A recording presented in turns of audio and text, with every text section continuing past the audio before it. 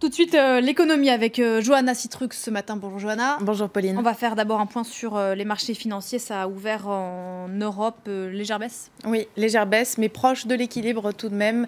Les investisseurs restent prudents quelques heures avant le début de la réunion de politique monétaire de la Réserve fédérale américaine, la Fed. Paris est à 0, Francfort moins 0,04 et Londres moins 0,1. Du rouge aussi principalement en Asie. Shanghai a terminé à moins 0,36, Hong Kong est à moins 0,24 et Séoul a terminé à moins 0,09. Seul Tokyo a clôturé en hausse à plus 1,97 au plus haut depuis août 2015. L'indice japonais est soutenu par la faiblesse du yen.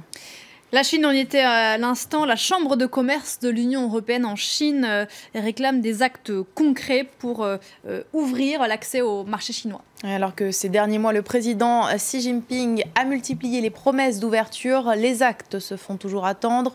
Dans son rapport, l'Union européenne dénonce le manque de réciprocité et pour cause.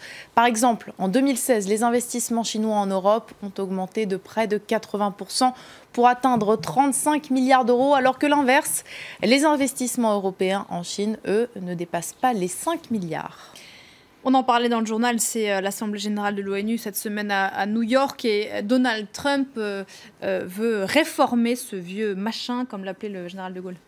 Il y a quelques mois, le président américain expliquait que l'ONU était une perte de temps et d'argent. Cette fois, il se montre un petit peu moins pessimiste, mais il appelle tout de même à réformer l'organisation qu'il considère comme un mauvais investissement. Mais justement, comment fonctionne l'ONU? Qui finance cette organisation et pour quel montant? Élément de réponse avec Théa Bazdarevich.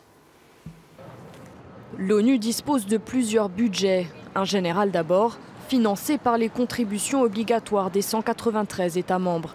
Les États-Unis sont en tête de classement. À eux seuls, ils financent l'ONU à 22%. Vient ensuite le Japon avec plus de 10%. Près de 6% du budget onusien est financé par la France.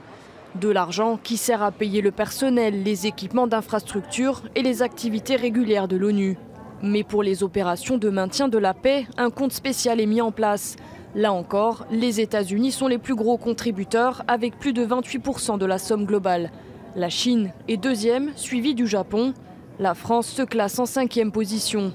Entre juillet 2016 et juin 2017, près de 7 milliards de dollars ont été consacrés à ces missions. Les Nations Unies disposent aussi de fonds extra-budgétaires. Ce sont les contributions volontaires des États membres. Elles financent par exemple des activités de coopération technique et représentent plus de 3 fois les crédits du budget régulier. Enfin, l'ONU est composée de fonds et d'institutions spécialisées, comme par exemple le Programme alimentaire mondial ou l'UNICEF.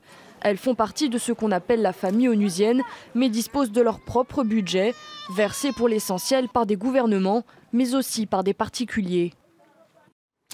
En France, le gouvernement a revu à la baisse son effort d'économie pour l'année prochaine. Et elle devait être de 20 milliards d'euros. Finalement, les coupes budgétaires s'élèveront à 16 milliards en cause. Une croissance a priori meilleure que prévu. Résultat, un autre indicateur a été revu à la baisse. Il s'agit du déficit public, 0,1 point de moins pour 2017 et 2018. On écoute tout de suite le ministre de l'économie et des finances, Bruno Le Maire, qui était ce matin l'invité de nos confrères de France 2. % déficit public. Et en 2018, nous visons 2,6%. C'est d'ailleurs un peu mieux que ce que nous avions indiqué en première indication aux parlementaires, parce que la croissance est légèrement meilleure. Voilà, alors que le Père Noël est peut-être déjà sur les starting blocks, Toys R Us pourrait se déclarer en faillite. Le célèbre magasin de jouets américain croule sous une dette de plus de 5 milliards de dollars et ne parvient plus à rembourser ses prêts en temps et en heure. En déclarant faillite, Toys R Us pourrait ainsi lancer un nouvel emprunt de plusieurs centaines de millions de dollars, de quoi respecter les échéances de remboursement et poursuivre ses activités lors des fêtes. Une saison cruciale pour le magasin et pour ses jeunes clients. Merci beaucoup, Johanna. C'était l'économie.